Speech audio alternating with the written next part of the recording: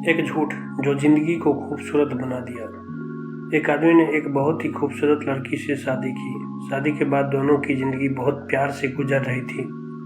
वह उसे बहुत चाहता था और उसकी खूबसूरती की हमेशा तारीफ किया करता था।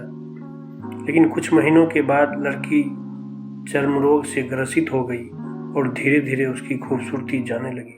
खुद को इस तरह देख उसके मन में डर समाने लगा। यदि वह बदसूरत हो गई तो उसका पति उससे नफरत करने लगेगा और वह उसकी नफरत बर्दाश्त नहीं कर पाएगी। इसी बीच एक दिन पति को किसी काम से शहर से बाहर जाना पड़ा।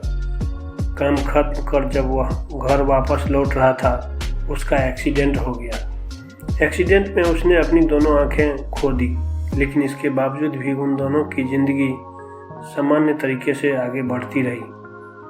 समय गुजरता रहा और अपने चर्म रोग के कारण लड़की ने अपनी खूबसूरती पूरी तरह गंवा दी। वह बदसूरत हो गई, लेकिन अंधे पति को इस बारे में कुछ भी पता नहीं था, इसलिए इसका उनके खुशहाल विवाहित जीवन पर कोई प्रभाव नहीं पड़ा।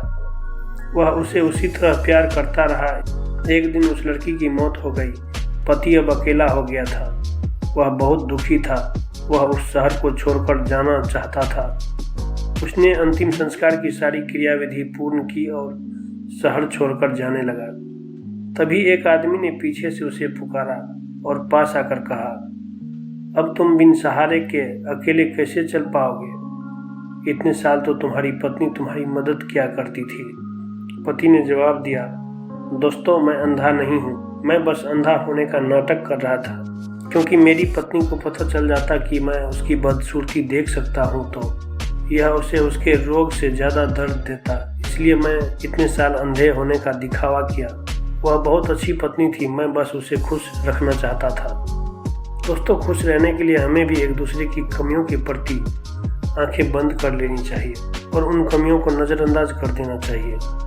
सभी भाई बहनों से हाथ जोड़कर आग्रह है, आप मुझे सपोर्ट करें और मेरे चैनल को सब्सक्राइब करें। आप लोग हमेशा स्वस्थ एवं मुस्कुराते रहें।